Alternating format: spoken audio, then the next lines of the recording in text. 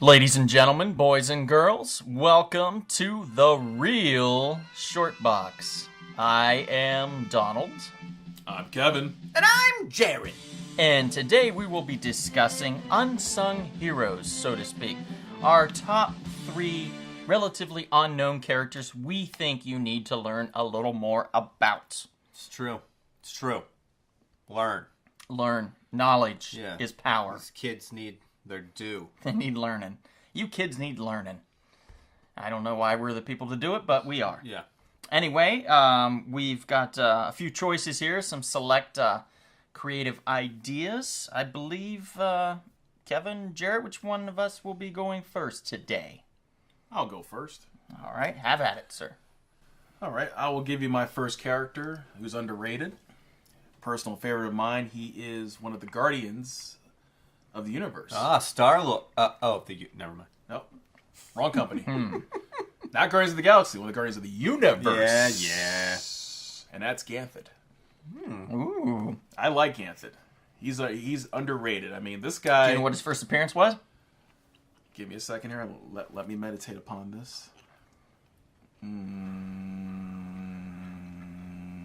I forgot. What is it? Green Lantern, Ganthet's Tale. Oh. Really? That's what it's called? Green Yeah. This is his first appearance.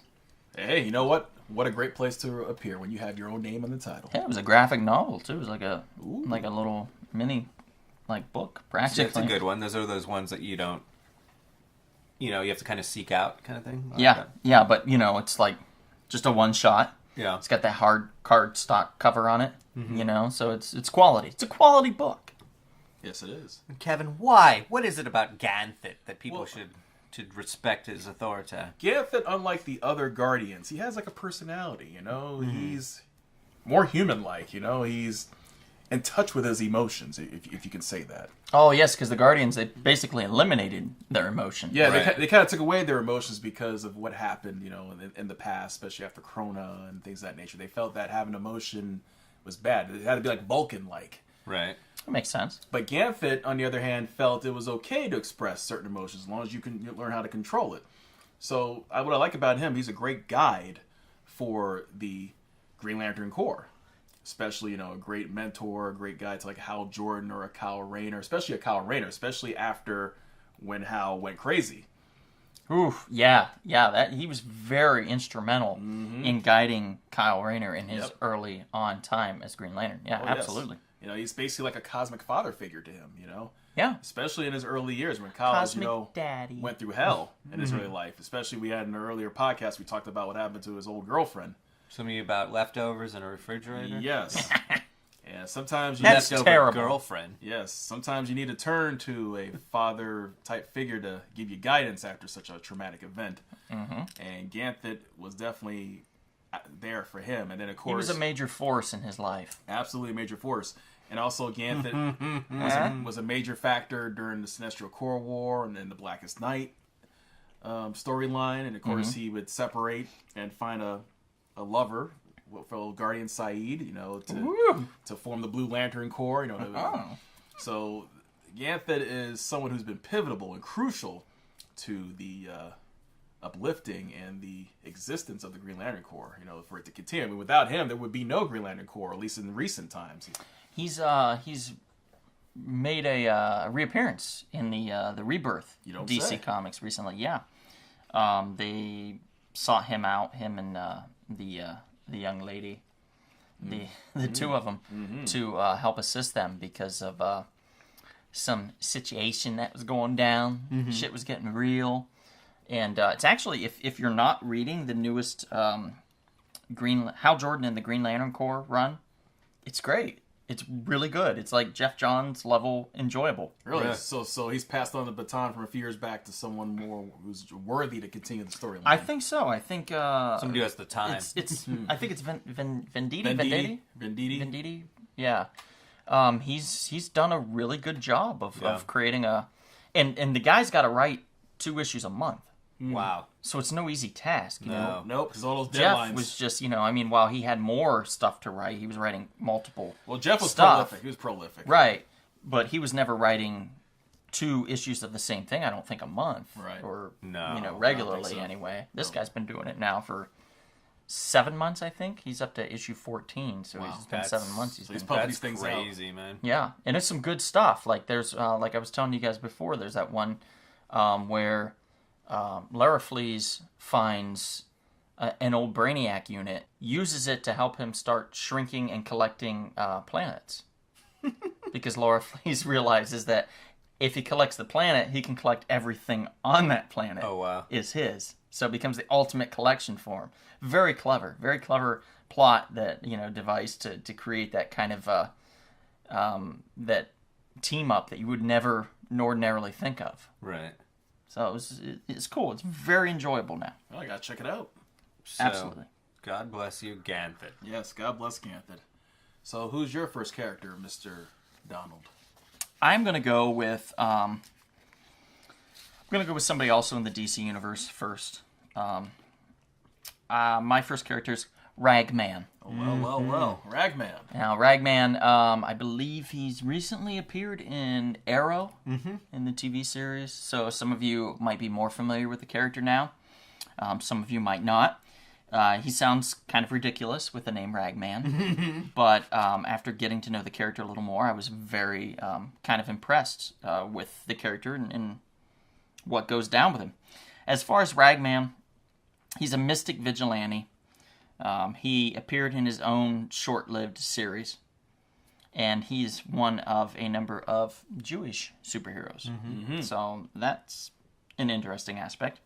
Now, there's 2 different types of Ragman, to be honest. There's pre-Crisis and post-Crisis. Right. Those of you that don't know, Crisis on Infinite Earths was one of the earlier event series that DC did, where they basically took all these worlds and smushed them all together to create one universe, one DC, so people wouldn't get confused and befuddled.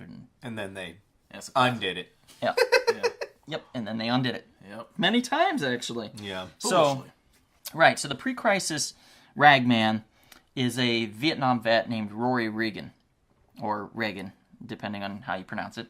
I say Ryagan. Oh, Reagan. He'd grown up helping his father, who was a junk man, who owned a pawn shop named Rags and Tatters. That's awesome. While drinking with his friends one night, his father discovered $2 million stuffed inside an old mattress. And it had just recently been pawned. So, yeah. So, him and all of his friends decide, let's just save it for Rory. He needs the money. So they save it Some nice guys. Right. Jesus Christ. So they save it for Rory. But unbeknownst to them, the money turned out to be loot from an armored car heist. Yeah, that makes Okay. sense. So the bad guys come back for the money, obviously. So what they do is they take their time torturing and killing his dad and all of his dad's friends. Oh, I love morbid origins. So as Rory arrives, he sees his father in agony. He's being literally electrocuted. They had shot some wires down, power line wires, and were electrocuting him. So he attempts to break him free. And when he attempts to break him free, he gets electrocuted along with his father and all of his friends, thereby absorbing all of their power. And by power, I mean that he would have all of the powers of his father and his father's friends. So it's he the had- strength of like 10 men, pretty much. kind of, yeah. I mean, like one of the guys was an acrobat, Okay. another guy was a strong man, and another was a boxer. It's quite an eclectic group to just be hanging out playing poker. And So apparently, his dad also belonged to the circus, Yeah. or he knew a lot of circus folk, and that's how he became Ragman. And it was kind of funny because also there was this tattered, raggedy shirt that his dad had gotten for him, and he said, "Here, you can use this for your costume party that you're going to." Apparently, he was going to a costume party, and so he took that suit and put it on. I've got and some then, really creepy ass suit to just wear. And right, freak your like friends out. randomly, this creepy tattered thing. So he puts it on, and then he goes and enacts justice upon the people that had done wrong to his father and his friends, Right. thus becoming Ragman. That's pre-Crisis Ragman. Post-Crisis Ragman is a little different. Still Roy. He's doing good in the community. He's buying used items from people who need money. He wears a suit of rags, but as mentioned above, it was originally just a costume, and it was from materials found around a rag shop called Rags and Tatters, that he also did share with his father. This was later retconned in a 1991 in a limited series, and currently each of the patches in the suit is made from the souls of evildoers. Mm-hmm. Wow. Ragman had punished, so basically, all his suit was patches of souls from evildoers. Ragman's powers have increased each time he absorbs one of these people. They increase more and more, and he can gain and use their power. So basically, he becomes more strong or stronger every time he absorbs somebody into his suit. And if they have a talent, he absorbs that talent. Right. He's also a proficient magic user, and the suit can also automatically materialize whenever he's in danger. It'll materialize on him and can teleport him to wherever he's needed. Well, that's nice. So Ragman's no joke. He's got some mad skills. And this is where I really learned to love Ragman. In Injustice, Gods Among Us. He's in that? Really? Not the comic? Not the game, but Yeah, the the comic. comic, Yeah, yeah. in the comic. He's in the comic. He's in, like, I think the 3rd volume. He teams up with John Constantine and Clarion the Witch Boy Oh, that's awesome. to spring a trap on Superman. Cool. He pretends to be Raven and then warns Superman that his senses can be fooled, and then he proclaims that he can feel his murdering soul. Because Superman in Gods Among Us, yeah. he murdered the Joker. Yeah, he put his hand through him. Yeah. He then uses the rags from his suit to bind Superman. Okay, so he's strong enough to pull Superman in and bind him. But Superman manages to free himself. Before he can ensnare Superman again, Superman calls down Shazam. Okay? So Shazam, being an innocent, he's Right. the heart of a child, Right. Ragman can't absorb him. So it's basically Shazam versus Ragman. Shazam uses his power, says Shazam, and the lightning basically stuns Rory. Superman breaks free of any imprisonment, and Ragman's in trouble. Right. Because lo and behold, here comes the Spectre. Haha. The Spectre's like, we're not having any of this. You're dead.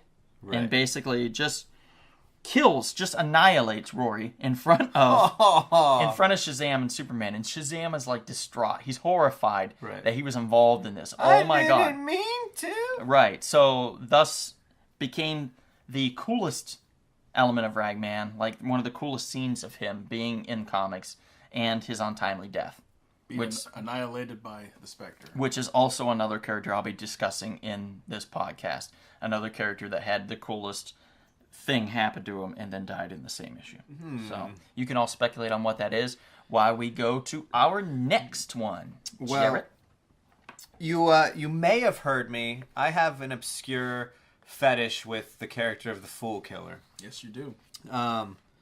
I don't know, maybe it was just an influential time in my life, but I read the Steve Gerber Fool Killer, the 90s series, and I just thought it was so well written. I thought it was an amazing character, so I started to research. I was first introduced to the Fool Killer in the Marvel Universe, those like deluxe edition books where they had all the like information on the characters. Right, it had like the holes in the sides and you could put them in a binder? Before those ones, the ones that Really? were just the comic books. Oh, okay. Same thing. It had like the image of the character, it would tell like their first appearance, their origin, their superpowers, and all that stuff. It was just like encyclopedias entries of the characters, and it was just a cool way to learn about like a universe. And they had DC had Who's Who. That was my favorite one. So the Fool Killer is actually the name of 4 different fictional characters from Marvel Comics. So it's kind of like, this is another cool thing about the Fool Killer, is it's almost like this legacy that's passed down to people, okay. but not in like these conventional ways. It's like super warped, it's super messed up. The first Fool Killer was introduced in Man-Thing number 3, and it's a really cool story.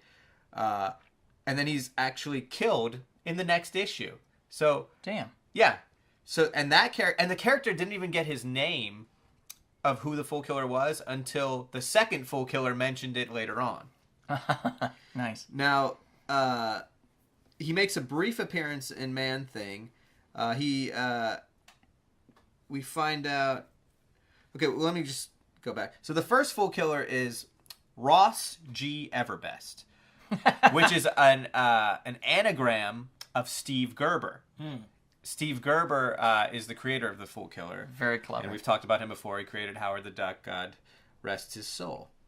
The original Fool Killer was more of a reactionary crusader. His whole thing, and this is, you could obviously tell when it was written, he was upset by the anti-Vietnam War protests and the counterculture. He didn't like hippies. In fact, his first appearance in the Man Thing, it shows him like there's like some hippies, like some Easy Rider guys, like driving down their motorcycles, and he walks out and he's dressed in this like Zorro outfit. Like, I'm not even saying it's a Zorro outfit, like a cavalier. Yeah, Zorro. huge hat, black, all, and he's got this. What is it? It's like a purification gun, it's called. And this gun is so badass. They'll never give an origin for the gun. Maybe they will in this current series it is right now before it gets canceled. But the purification gun literally just turns people into dust. It's so awesome. It's just like, it's the ultimate ray gun. It's just like zap, and the guy's like, bleh! You know, him and Rorschach would get along very well. Rorschach and him would get along very well. Well, Rorschach would probably just use the gun on himself. Yeah. Or Rorschach was a little more vicious. Each Fool Killer kind of had a methodology. Like, they each had a purpose. Like I said, this guy, this Ross G. Everbest, in his 2 appearances, he was fed up with the Vietnam War and the counterculture. He decided that sinners and dissidents and criminals alike were fools, and they must be eliminated. And he was a God-fearing man. He was inspired by a faith healer. I'm just gonna read this verbatim from Wikipedia because it's so. If you don't get like turned on by this guy's like origin, and then we'll get to the next one too. Like, he was inspired by a faith healer, Reverend Mike Pike, who cured his childhood paralysis. So he was, as a kid, Ross was paralyzed, and this guy like touched him. You know how those Faith healer show, yeah. And touched him, and he healed him. So this guy becomes his mentor and his everything. This is the best. After catching Reverend Mike in a drunken orgy, he kills his former hero. Oh no! And instead of just killing him and running away, How could he kill the Reverend like that? because he was said a hypocrite. Yes, true. He was a hypocrite. He was a hypocrite. Hey, hypocrite killer. No, but instead of just being like, I hate you, because he still respected him, this is so warped. He preserves him in formaldehyde and keeps him with him. Wow. The dead Reverend. Wow. This is the first Fool Killer. Wow. So then he dons his Zorro costume and he gets his purification gun. Mm-hmm.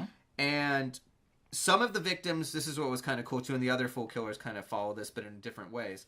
His victims were given a 24-hour warning in the form of a calling card. He literally drops a card. Yeah, okay. And it says, Fool Killer, e pluribus unum, you have 24 hours to live. Use them to repent or be forever damned to the pits of hell, where goeth all fools. Today is the last day of the rest of your life. Use it wisely or die a fool. So he's like a dark evangelist. Totally.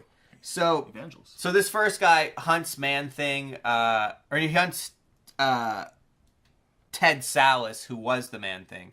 And honestly, he dies in like a freak accident. There was like, he got literally like there's some kind of fight, and a piece of glass shoots into his heart and kills him. So ends the Fool Killer in 2 issues. Well, that was foolish. Yeah, exactly. Poor little fool. So then comes Greg Salinger. Greg Salinger... That name sounds familiar. Yeah, because he'll come back. Greg Salinger was the second Fool Killer. He was in prison for disorderly conduct. Greg Salinger was almost like the hippies that the first Fool Killer didn't like. Greg Salinger is in prison, and he somehow steals the Fool Killer's equipment and assumes the identity in the purification gun and starts saying he wants to kill fools. Except Salinger defined fools as those guilty of materialism and mediocrity. I love this. Or anyone who lacked a poetic nature. So just people he doesn't like. Pretty much. And so yeah, his whole thing was, if you don't have a poetic nature, if you don't live life as a poem, if you don't like live your life to the best, if you're just a mediocre punk, you're just wasting your life, you're a fool. So he would love Yoda. He would love Yoda. So this Fool Killer actually sticks around for a while. He meets Spider-Man. He goes against the Defenders until he deems them fools.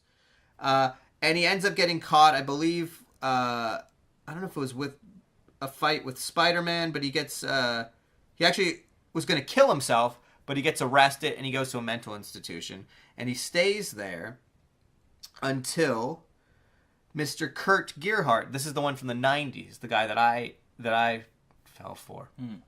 Kurt Gearhart, he reached a state of homicidal despair because his father was randomly murdered. He gets divorced. He loses his bank job as part of the savings and loan crisis. And then he's brutally robbed at his new job where he's working in a fast food restaurant. So he goes from a banker to a fast food restaurant and gets robbed there. And the guy's just in the... It's like... I've said it before. It's like Taxi Driver in the Marvel Universe. Like, it's so cool. Yeah. It's just this guy who's just at the lowest point. It's Kirk Douglas and Falling Down. And falling down. It's Falling Down in Taxi Driver, exactly. Me and Michael. So the Michael, yeah. That's right. It was Kirk Douglas. Did we say Kirk Douglas? Yeah. Michael Douglas. That would not work. He was very only well. 95 when he did Falling. No, he didn't. Michael Douglas. So this Kurt Gearhart guy though actually sees Greg Salinger on like a Maury Povich talk show. This is the 90s. This is when like Ricky Lake was big and Maury Povich and all that. He sees him on one of these talk shows and he's like, this guy's kind of spouting out like stuff I can get behind. Like, why is this guy in a mental institution? So they find, and this is funny because you're reading it. It's like, so when email was just created. So they start an email correspondence, and long story short, he's like, hey, there's a box in this storage unit. You should go check it out. And it's the Fool Killer outfit, which Kurt dons for like 2 issues, the Zorro outfit that is, with the purification gun. And then for some unknown reason, not that the Zorro outfit, you wouldn't want to change it, but he takes the Zorro outfit away and then dons this like kind of bondage outfit.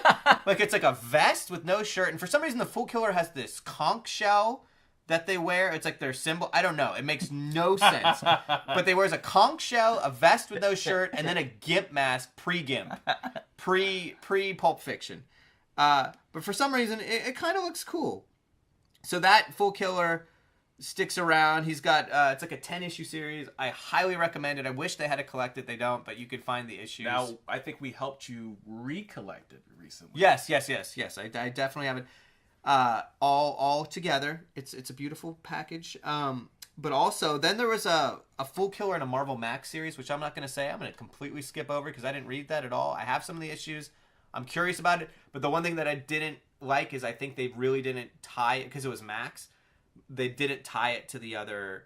It wasn't like a legacy one, whereas everything else kind of went down. It's kind of a one-shot thing. Yeah. And right now, highly recommend, even though I've kind of heard today from Donald that it's probably going to be canceled, there's a Fool Killer series going on right now, and it's Salinger again, who recently teamed up with Deadpool as it was like the Mercs for Hire or something like that. Mm-hmm. He came back in that, and now he's got his own series, and it's really, really good. It's really good. Yeah. He's right. I mean, I can't stress it enough. I think it's the best thing Marvel's putting out right now. Yeah, and it pays homage to the whole legacy. Kurt Gearhart coming back, and you've got Salinger, and it's real. You got Fool Killer action. It's just so much fun, and it's such an interesting character. I've said it before. I would love to do or see or write anyway like a Netflix series for this guy, because it would be such a cool thing. Like each season could be Different guy. a different Fool Killer.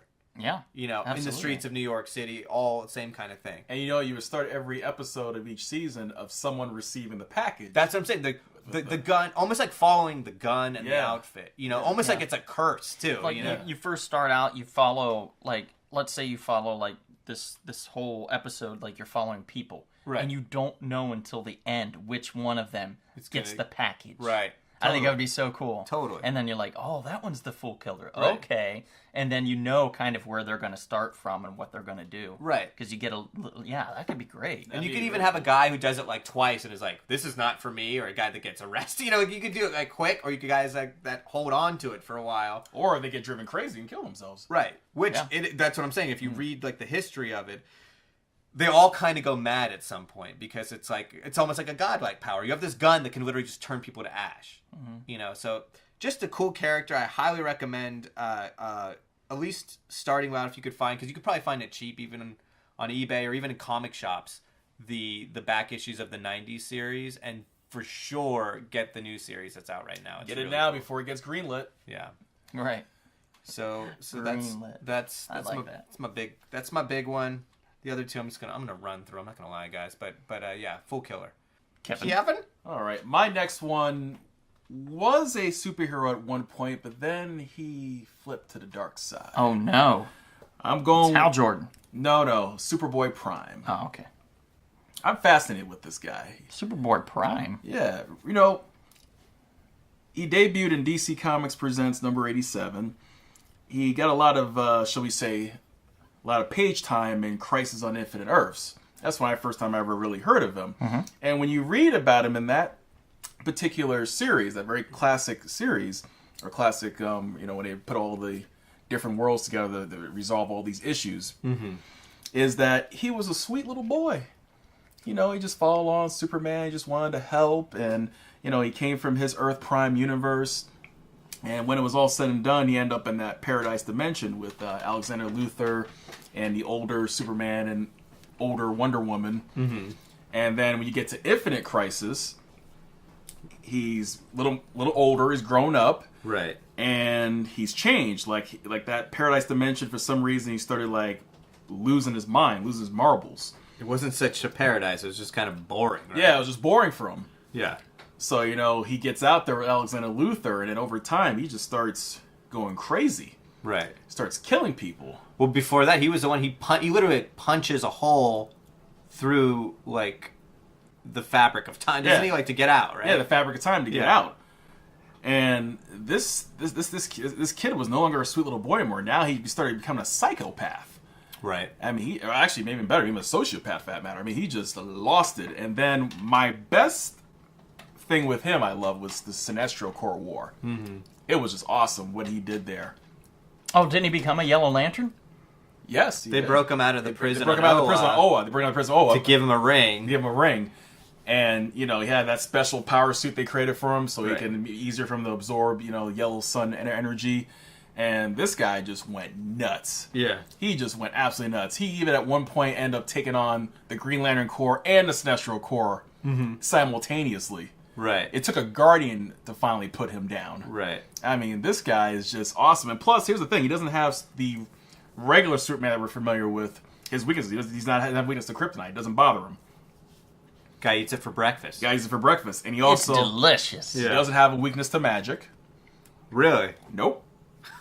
Wait, so what is this guy's weakness? The Flash family. The Speed Force. That's one of the things that gives him trouble, as well as quantum energy. Who has quantum energy? Captain Atom? Captain Atom would have quantum energy. Also Monarch. But also the Guardians of the Universe also could put him in check. After all, as you mentioned earlier, he was in prison on Oa. And actually, I almost remember something too. Remember that there was a cool scene, I think it was in Infinite Crisis, when he was in prison. He actually drew a bloody S on his chest when he was in prison. I mean, this guy is just hardcore. Yeah. So he gives himself his own prison tattoos. Yeah. Now, before the New 52 came along... Toilet bowl, alcoholic drinks and stuff. He's hardcore, yeah. Before the New 52 came along, the last time we saw him was... the last issue of Teen Titans. Mm-hmm. And they basically imprisoned him into the wall. He's kind of attached to the wall. Oh, snap. Yes. So that's the last we've seen of him. And I'm hoping at some point with DC Rebirth they bring this character back. Because he's just a very underrated, underappreciated supervillain, in my humble opinion. Let me ask you something. Yes. Would you be against a name change for him? Like Superman Prime or something like that? No. Nothing super about it. Just something else? Yeah. What if they just called him Prime? I'd be cool with that. Well, Malibu might not be, though. Yeah, that's true. Comics. That might be a lawsuit. Malibu's owned by kind of Marvel, but Are not they? really. Yeah, I like certain aspects of it. That'd be the lamest lawsuit ever. They're like, well, we kind of own the Prime, and if you're going to call him Prime... They're like, no, this is just retarded. Yeah. I don't know. The Prime? Yeah, something, because I feel like... It could cause confusion. It's like Superboy Prime, Superman, and then you have the Connor Kent. Yeah. It could confuse the hell out of you. And That's true. It does the character... I feel like it does the character a disservice by calling him Superboy Prime. That's true. It just doesn't ring for me, so I never qualify him as an actual real thing, to be honest. That's what I never liked, even though I think he's cool, but Cyborg Superman? I always thought that was kind of lame, too. It's like... It's Hank Henshaw, but they even had it on the Supergirl show, and he was like, I am Cyborg Superman. I was like, Gotta get it. Can't obviously sounds cheesy. Can't call yourself Cyborg. Obviously, can't call yourself Superman. But figure out something else, dude. Right. Yeah. But you know what? I am open to that because you're right. It doesn't really do the character justice to be called Superboy Prime. It's a mouthful. Yeah, it's a mouthful. So yeah, if they do bring him back, I do hope they do give him a different name, but it'll be obvious as to who he is. Right. Definitely. I agree with you there. And we're down to Donald's second character. I'm going to go with a relatively unknown. I'm very excited to bring this one to the table. Okay. My choice for this one, Doc Stern, Mr. Monster. Mr. Monster. Mr. Monster. Okay, some of you, or a lot of you might know from his run in Eclipse Comics. We did a podcast about that Very not too long ago. famous, but well, no, just check it out. It's great. It's amazing! Yeah. But here's the funny part. The character was kind of created a long-ass time ago. Really? 1947, guys. Oh, wow. 1947 by Fred Kelly. The character was called Doc Stern. It's Stearne. Michael T. Gilbert, who is the creator of the current Mr. Monster, rediscovered this idea of this character in the 70s. And he happened to upon it by a coverless comic that he bumped into with a Mr. Monster lead story in it. Oh, that's cool. And that comic later turned out to be Super Duper Comics number 3.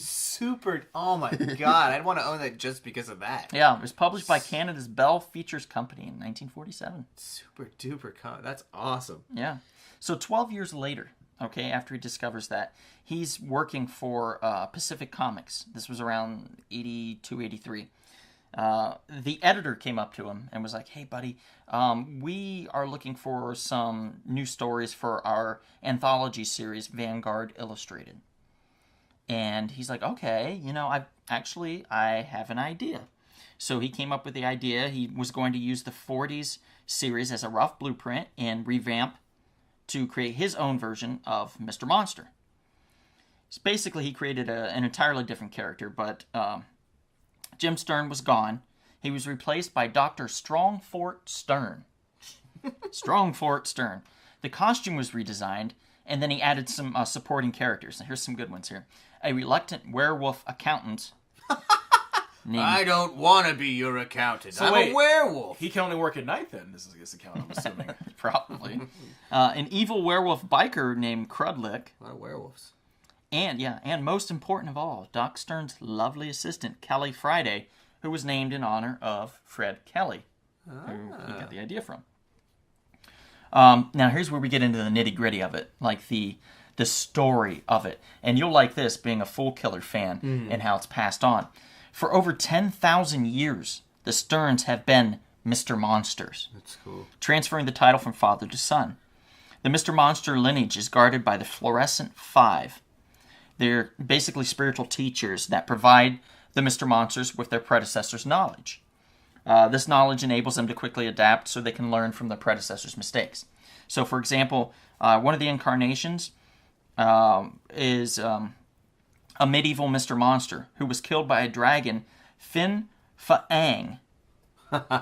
Yeah, so after Mr. Monster's horse slipped on some oil, he got killed by this Fin Fahang.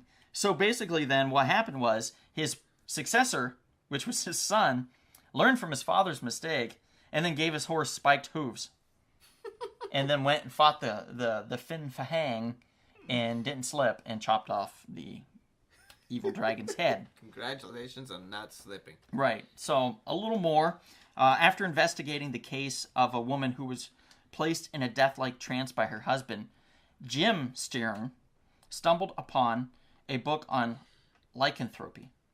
Realizing this was his goal, he dedicated his life tracking down monsters. For the next few months, Jim traveled the darkest corners of the world to learn its secrets. Soon he designed himself a costume, finally becoming the World War II Mr. Monster that some people will learn to know and love.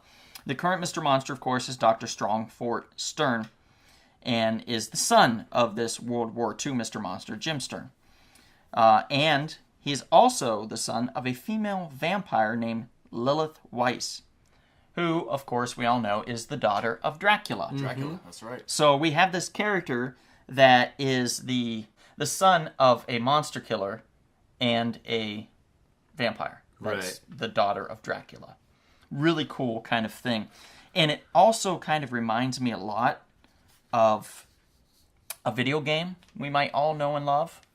Castlevania? Castlevania. Yeah. Simon Belmont. There's a lot of similarities in this kind of thing, for me anyway. Yeah. As far as him, with the lineage and going, vampire hunting and hunting monsters and stuff. It's funny how all this came to be. How basically the father of the World War II, Jim, was kind of duped into having sex with Lilith because she said, "Oh, I can't conceive."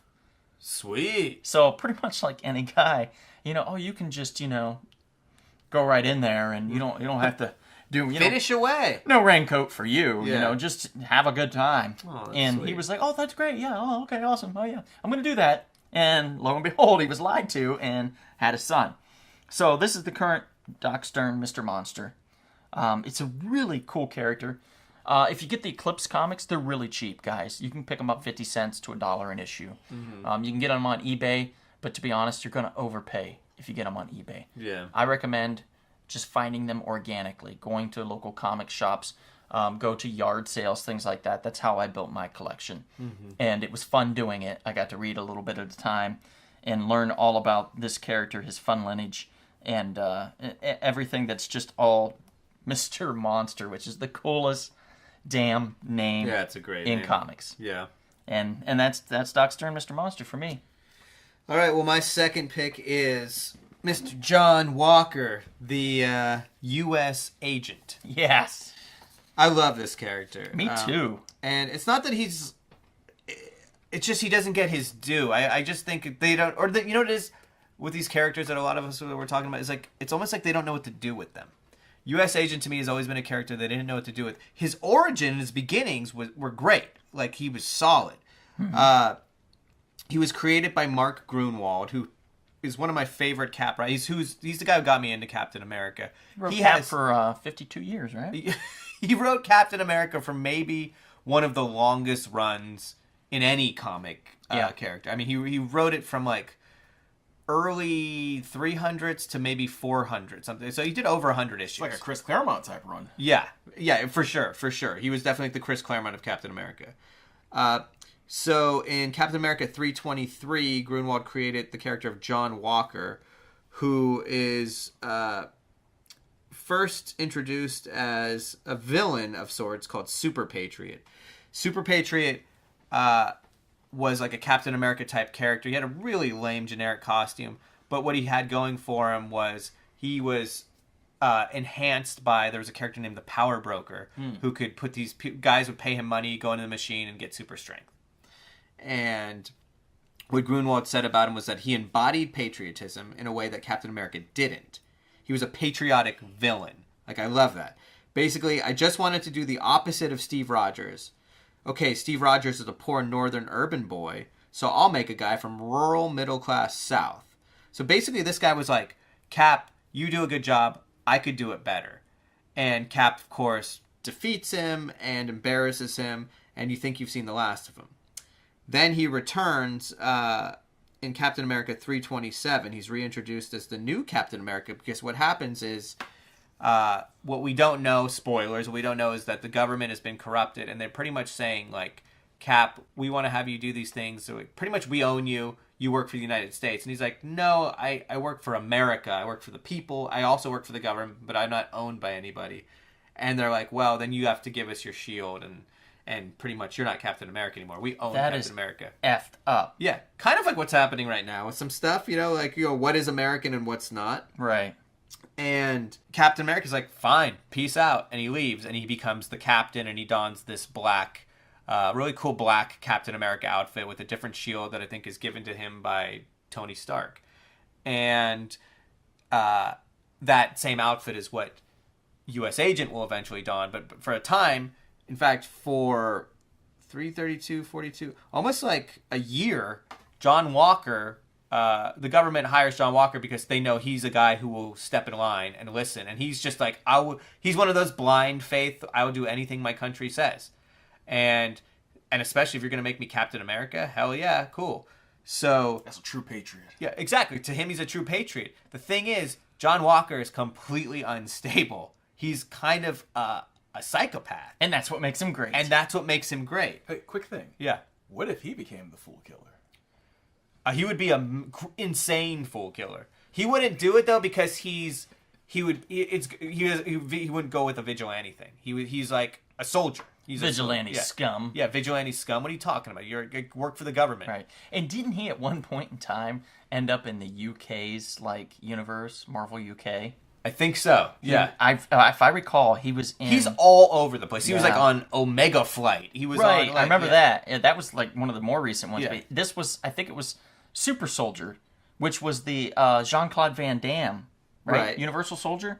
I think they called it Super Soldier, or maybe they did actually call it Universal Soldier. But it was basically Jean-Claude Van Damme and the U.S. agent were teaming up, and Okay, well now I have to find that. Yeah, it's fascinating. But my favorite thing is when he was Cap. Well, first off, the whole run it goes from issues Captain America 332 to 350, and then there's an Iron Man 228 in there.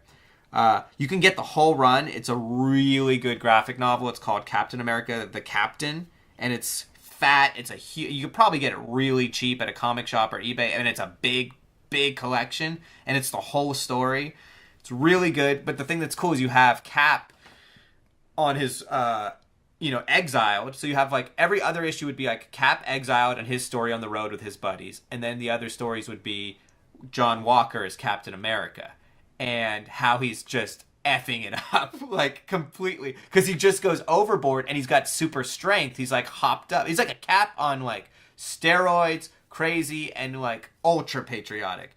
And at one point his family gets murdered in front of him and he can't save them. So from that point on he goes ballistic and he just starts, every time he goes on a mission, people end up dead. He just kills them. He's just brutal. Wow. And then what was cool is they reinvented him into a hero again. Kind of an anti-hero hero. He joins the West Coast Avengers. He was really cool in that. Oh, yeah. He even had his own, I think, a 4-part miniseries. He had a 4-part miniseries. He's just a really cool dark horse character. He's an asshole. He's patriotic. You actually can get behind him on a lot of things. He really does mean well, but he's just he didn't have the right guidance. It's for you just Do you think he belongs on a backup Avengers team? So when things really hit the fan, you just give him a call. He I mean that's the thing. He was on West Coast and they didn't really want him on the team. In fact, there was a really cool just tidbit. There was that one of my favorite stories. I'm sure I'll talk about on another podcast. It was called Operation Galactic Storm. It was pretty much the Shi'ar and the Kree were going to war. And so all the Avengers call in every member, every reserve member, every member. So they have 3 teams. They have an Earth team, a team that goes to Hala 4, the Kree homeworld, and then a team that goes to the Shi'ar homeworld. And they're picking the teams. I think Captain America was picking the teams, and he picks U.S. Agent. He goes, U.S. Agent, you're on the Kree team with me, and he's like, yeah, that's right, damn straight, And then Hawkeye gets put on the Earth team, and nobody wanted to be on the Earth team because I was just you're just babysitting the Avengers Mansion and making sure nothing bad happens here. And Hawkeye's like, that's bullshit. This is stupid, man. I was in the Kree Skrull War. And Hank Pym's like, yeah, you were in the Kree Skrull War as Goliath. Remember that? And he's like, yeah. He goes, why don't you want to be Goliath again? He's like, really? So Hank Pym gives him some Pym particles and he becomes Goliath again. He's like, hey, Cap. And he shows up and he's 20 feet tall. And he's like, you sure you want me in the Earth team? And then it cuts to U.S. Agent going fuck you. You put me on the Earth team? You traded me? You son of a bitch. I should be on the fucking it's so cool. I just love and I just love that he's just that ballsy. He's the Guy Gardner of Marvel. He is the perfect. He is the Guy Gardner of Marvel. They probably have a beer together. Oh, for sure. And then punch each other in the face. Probably, and then have another beer. And then have another beer and be friends again. No, he's just a cool character, and I love the assholes. I just love, especially the assholes that mean well. I'm trying to do good. I'm sorry if I punched your hole in your head. I didn't mean it, and you should forgive me. Right. Exactly. Yeah. You're all right, dick. Okay. So yeah, that's U.S. Agent. Nice. Kevin, your third and final pick. Well, this is really simple. It's a very lovely creature. I'm going with Lockjaw. Oh, such a Is cutie. that from tetanus? No, the Inhuman. the Inhuman dog, they're... Not the helper. illness of Lockjaw. Oh, okay. I mean, look at this guy. I mean, he's an adorable fella. He's got a big mustache, right? Yeah, big mustache, with little antler-type things on him. He's got the... How come Black Bolt and Lockjaw have the antenna? Why do they both have it? That's a good question. Are they related? Yeah, they have to be. Yeah. Did you ever read that? Or is he a dick and he's like, if I have one on my head, you're having one on your head too, dog. Stapled on there. They're super glue. It's probably stapled. Did you ever read? I think it's called the Pet Avengers or something like that. I never read it, but I'm kind of wondering out. It was good. I actually started reading it. I was on a plane and I was flying to London, and I had that with me, and I was like, I'm going to give it a go. And before I got sick from the meal I had on the plane, I don't recommend the in-flight meals, everybody, especially for international flights. Yes. But I'd started to read it, and it was actually very enjoyable. It had Lockjaw, it had Frog Thor, and Speedball's cat Niles. Yeah, and like one other character. I can't remember what it was. Oh God, what the character was, but it was the Pet Avengers basically, and they were tracking down the Infinity Gems, trying to prevent Thanos from reacquiring them and taking over the world. Great. Wow. Such a great idea, such a fun story. I'm like 3/4 of the way through. I got to finish it. I really do. But what I read, it was a hoot. It was just a really good time. Can't recommend it enough. Anyway, back to Lockjaw. Oh, I gotta pick that up. My goodness. Well, basically, Lockjaw's powers are he's able to teleport himself and a group of people up to an extensive distance, even from the Earth to the Moon. He also has an increased sense of smell and a strength in his jaw, which may be due to his immense size. And he's just a cool guy. He's basically like the ultimate pet. You need to get somewhere. He actually can teleport you and transport you there. He actually does a better job than what Battle Cat did for He-Man. He actually can teleport you from point A to point B. He was a mass teleporter too. Like he was like planetary. Like he could go everywhere pretty much. Matter of fact, when all the other Inhumans were stuck in their Antillean era, he was able to still leave. Go back and forth. Yeah. And he was kind of like somewhat of a tether for Crystal and for Johnny Storm and their love affair. And currently, I was saying he's been in Miss Marvel. Because she's an Inhuman, and Medusa sends Lockjaw to kind of babysit her, even though she's like walking him and taking him. And it's just great because she just sees him. And she's like, everybody else is like, there's a fucking huge dog behind you. Yeah. And she's like, oh my God, you're so cute. Yeah. And then and then he becomes her pet, and like she brings him home, and they're like, what is this? Like, you can't have this huge. Imagine the shits. They mentioned that. They're like, how are we gonna like take care of this thing? Like, basically, like if he was real, he'd be awesome. He'd be like the ultimate man's best friend. I was just looking at him in here. The Pet Avengers. I found the lineup. So it's Lockjaw, Throg, which is Frog Thor. I didn't know they called him that. Lockheed, the dragon. Oh yeah, I remember him. Yeah, he's on Excalibur. He was young Excalibur. Mm-hmm. Yes, and he was Kitty Pryde's like pet dragon. Red Wing, Falcon's eagle, hawk. What is it? Falcon. Yeah. Oh my God, Jared! Yep. What the fuck? Zabu, the saber-toothed tiger, Khazar's. Oh, nice. Hairball, which was Niles, which was Speedball's cat, and obviously I know too much about Speedball because my daughter's in love with him. And then Miss Lion, the dog from Spider-Man and His Amazing Friends. Oh, they put him in there? They put her. I'm sorry, put her in there. Lion. Miss Lion. Yeah, sorry. I guess they put her in there, and she wasn't in the original lineup, but she's in there apparently. I just want a poster of it's got all of them just like like all the pets going. It's awesome. Yeah, they have it in a trade paperback. Yeah. I know they have it in hardback. It's not hard to find still. It's not. I don't think it's out of print. And it's. I think I picked it up for like $5 at a convention. Yeah. This sounds like a very fun read. I got to pick this up. I was talked into it, and I was like, I don't know. And it was my friend Michael that owned Comic Smash. Right. Rest Comic Smash's soul. But he recommended it. He was like, oh, you got to pick this up. Because, he owned the shop, so it's weird because most people that own, comic shops, of course, they love what they do, you would think. He really loved what he did. He was always reading comic books every time I went in there. Until he always knew what the coolest ones and the stories were. I love that. I always hate the guys that recommendations. Yeah. I hate the guys that, and I don't. I get it. You're running a business and it's hard, but I always feel bad. Like I just hated the places when the guys are like, I don't know, I can't keep up with it. You know, like I'm sorry, I'm running my. I mean, I got it too. Like I'm running my business. I don't know, I can't read any of the current stuff. Just pick one. Yeah, just one. Right. Yeah. Right. I mean, even the comic shop I go to now, which is the Perky Nerd, in Burbank, she takes the time. The owner there, she takes the time to be part of the. They do like book clubs. Oh, that's cool. They'll do like a woman's book club for comics, and then they'll do like a men's book club, and then they'll do like a an all capacity book club. But she puts herself in there, so she too is forced then to read this book to have it ready for when the book club comes around. Oh, that's so cool. she gets to keep up with some of the stories, You which can I have think a good discussion. good discussion. It's good to bring people into the shop with those kinds of ideas. Plus, it's also smart for her to have a little more knowledge about certain books that she may have not had before.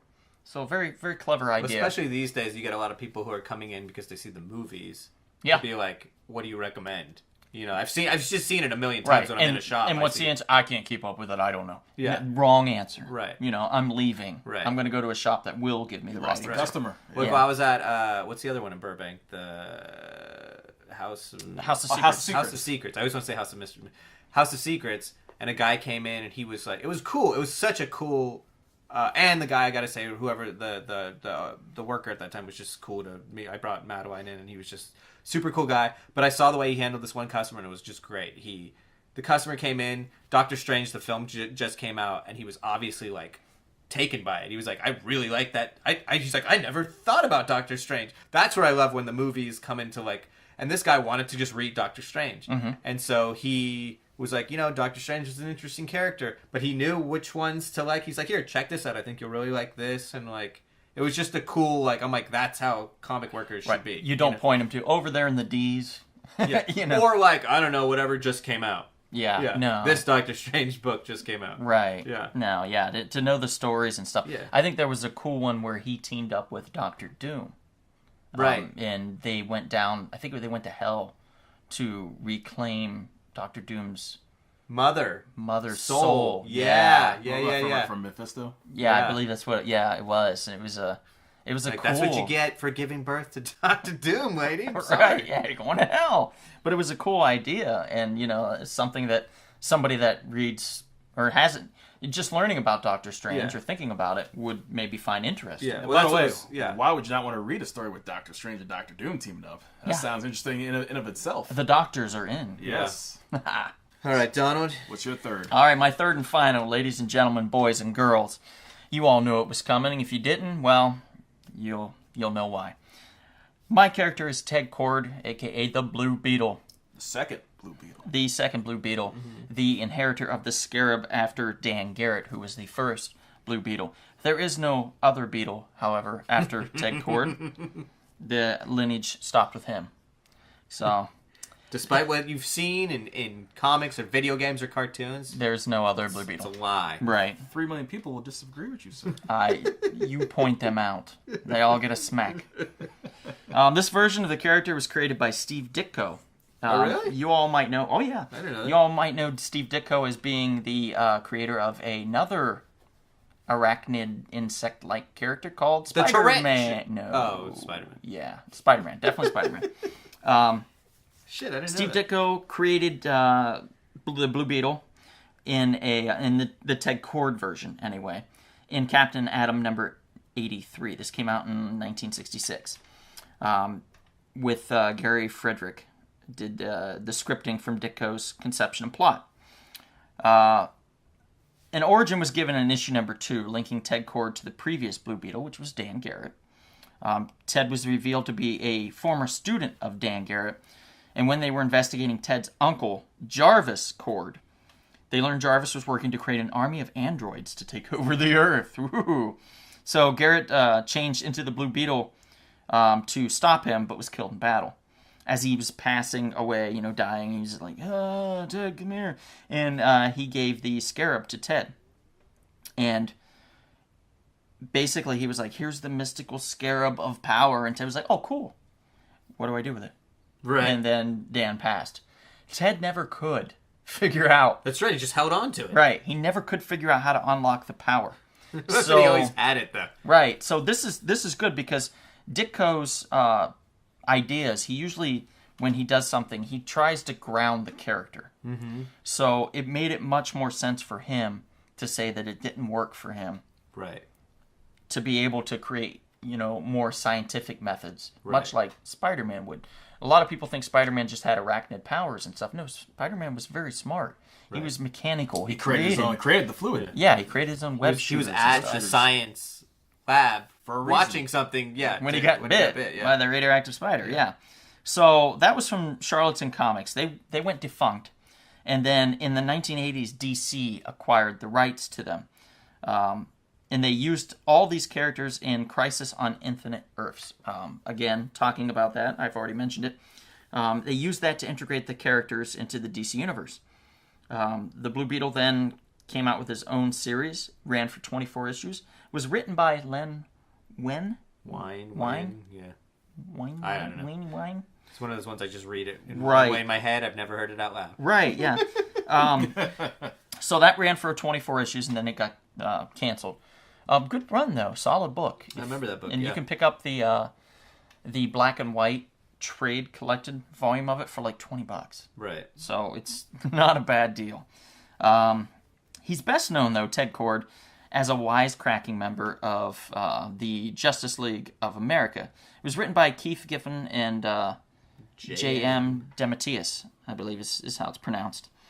And he was partnered with a third string hero, Booster Gold, calling themselves Blue and Gold. Well, eventually, mainly fans would do that because they became the Laurel and Hardy, or Abbott and Costello, however you want to look at it, of the Justice League. They became kind of a joke, but a cool joke. Some of the things they did was they tried to create a gambling casino on a living island. They just all had these get-rich schemes in between saving the world. So they were just cool characters.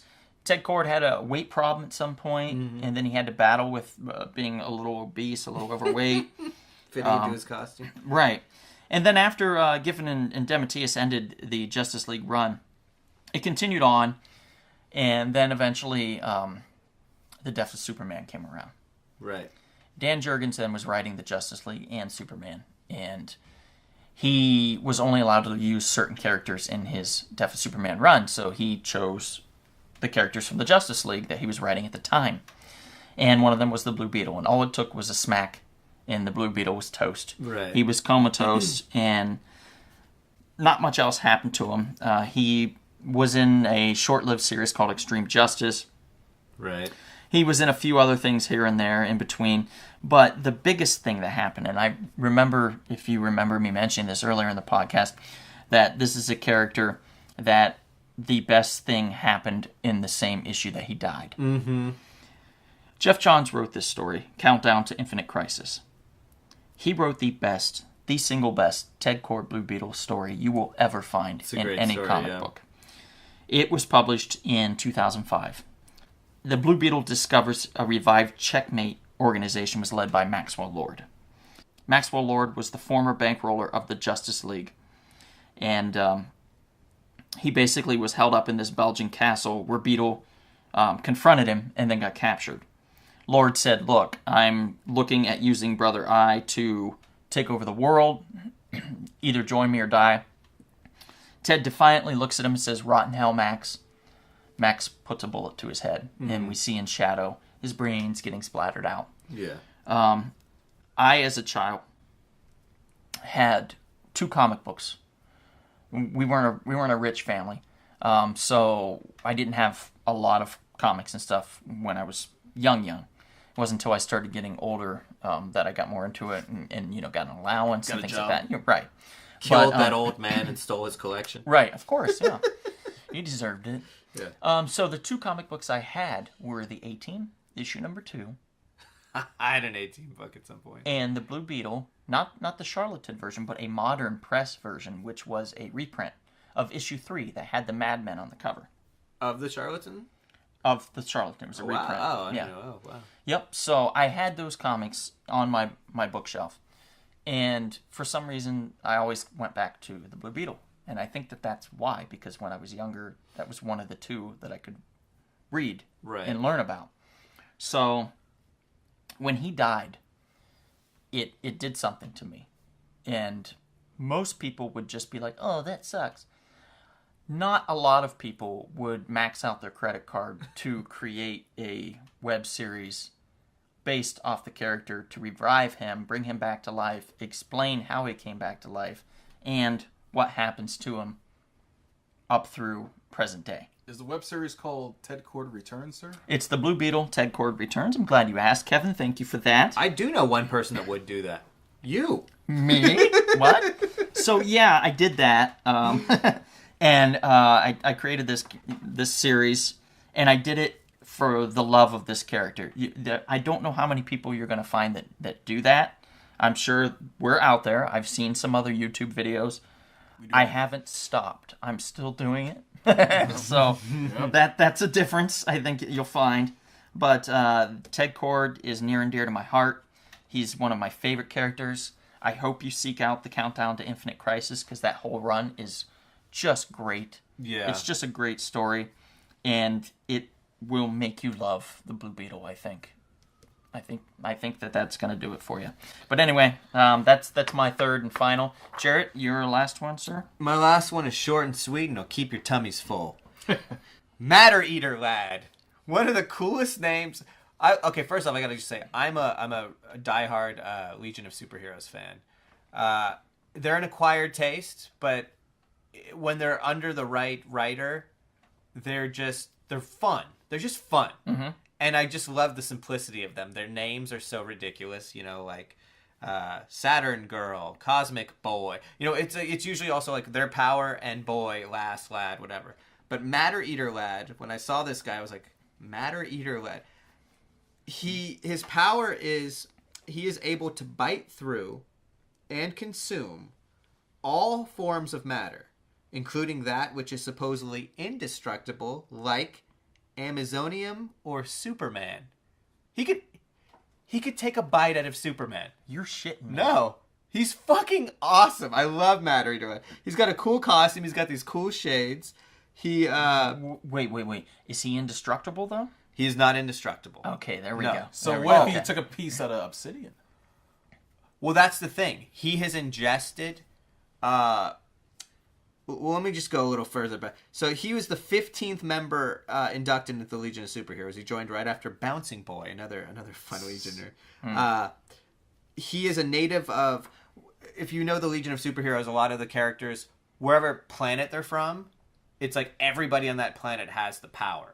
So it's like they represent, like I think Saturn Girl, whatever planet she's from, everybody has telepathy. Cosmic Boy, everybody has like some kind of magnetism powers or something like that. The only ones that don't are the ones that are from Earth because they were usually like genetically manipulated or something like that. But Tenzil Kem, his real name, Matter Eater Lad, he was, as I was saying, he was the 15th member inducted into the Legion of Superheroes. He would rarely appear in Legion stories because they just didn't know what to do with him. Because it's a power, it's a really cool power, but it's so specific. And to me, it's like, you gotta just get him in a single series. You can't put him on a team. It's not like a thing of like, throw Matter Eater Lad at him. He's like, I'm just gonna start eating things, You should try to eat Darkseid or something. Well, he would do like really like in the Mark Waid. Like, there's been many versions of him because there's been so many versions of the Legion of Superheroes. Oh yeah, they've been retconned like more than like I think any other DC characters because they're from the future and time has changed so much in the DC universe. That makes the most sense probably out of any series that could be retconned like completely that. Yeah. Or it also makes the most sense of the ones that are just left alone sometimes, like when they did the New 52, there was a Legion book for a little bit. There's two. One was like the character, like a group got stuck on Earth, which sucked. Yeah. And then there was another one that was just old school Legion, and they just kept it as is because it was in the future, so they can just say like, yeah, all that 52 stuff, whatever. You know the one that sucked. Yeah. You know who wrote that? Who? Fabian. Fabian. Where you let it go? Let it go. I'll never let it go. Let it go. Blood feud. But he had his moments, like in Legion of Superheroes 251. He ate the indestructible miracle machine, which actually saved like everybody. So he had like his moments where he would shine, but he just And it's like they really tried, because I think they kind of created him almost like as a joke, on a whim, kind of thing. And yeah, then they're like, sounds like it. And then they're like, oh, people kind of like this guy. But then they never knew what to do with him. So they had him, he actually became like a senator. He was like a really high up senator on his planet. Okay. And he dated, oh God, who is it? He seduced... Pamela Anderson. No, Saturn Queen, which was a villain. He seduced one of the villains of the Legion of superheroes. You try to eat her? Good for him. You might eat it if you know what I mean. Heaven. But no, there was one. Oh God, what was it? The oh God, I gotta find it. Where is it? He. So bad. Okay. Oh yeah, there was a really good Legion run by Mark Waid, where they kind of retconned a bunch of stuff, but it was really good. But he gets trapped in he's in this story, he's like a private investigator, and he's trying to the faces these guys are making. He's trying to he's kind of like an investigator, and he gets caught in this death trap, and he's getting buried in grain. So he eats his way out. He eats the whole silo of grain. Mm. And then Mech Rand, who I think was Lightning Lad's like evil brother, was like pointing his finger at him. He's like, "You did blah blah blah blah," and he bites his finger off. Oh, and that's he's like, amazing. Ah! Have you ever seen Beer Fest? No.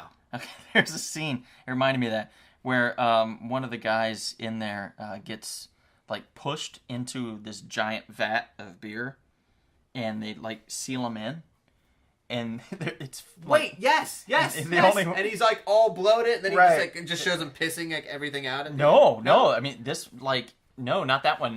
This in particular, he starts to try and drink his way out, right, and it creates this whirlwind tunnel of liquid that's flowing into his mouth as he's trying to drink as much beer so he can breathe eventually. No, I'm thinking of what's the movie about the Canadian guys, Rick Moranis. Oh yeah, that's Strange Brew. Strange Brew. That's Yeah. the one where he like drinks it all and it just shows him like all bloated. And Yeah. that cuts to him just pissing it all out. And he's like, "Yep, I feel better now."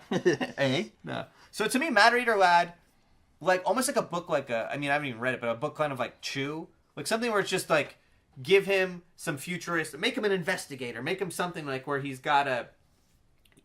could use. It's like a single thing, just focusing on the character, develop the character, and have him use his powers in strange and weird ways and stuff like that. I mean, to me, it's like, if you could bite through a Kryptonian, like, that's kind of a badass power in a way, Yes, it is. And if you give him a nice, lovely, wonderful wife like Saturn Queen, and as long as he doesn't eat her, I think he'd be a happy guy. Yeah. He could make her very happy. Yeah. I could get behind this character. Yeah. Now, let's say he ate a bomb. As far as I know, it would just, it like, he can digest it. He's fine. Could he eat a cosmic being, like a dark side type character? Well, there was a cool Metron. There was actually a really good Legion of Superheroes cartoon that was on for like 2 seasons, and Oh, I think it's on Netflix. is it? I think so. Oh, I hope so. I want to go check it. They were fighting the Emerald, the Fatal Five or whatever, and the Emerald Empress, the one who had that giant like green The eye. eye. Yeah. Mm-hmm. He bites into it and like destroys it, but he goes crazy for like a bit because the energies in it like warped his brain. Right. So he can get affected by That's stuff. like her source of power, I think, Yeah, right? exactly. That like eye. it short circuits her power. She just appeared recently in that Justice League versus the Suicide Squad Oh really? miniseries that they had. Yeah, she was one of the main villains in that. I always love the Fatal Five. They're cool. So yeah, check out Legion of Superheroes. Check out Matter Eater Lad. He's just a fun character. And that'll do it, right? I think so, yeah. And that's Indeed. it. So I'm Jarrett. I'm Kevin. Support your comic shops. And I'm Donald. Please subscribe. Please tell friends, tell people, say, hey, you like comics? These guys talk about the shit, the underneath, the behind the scenes, the great Oz. We have passion. We have Yeah. love for the comics. Yes. We're the scum on top of the scum. Yes. And then you can wipe us away with like one of those, things that they sell and the sprays with we come back. the mildew, but then we'll come back. So yeah, and we'll see you at the comic shops.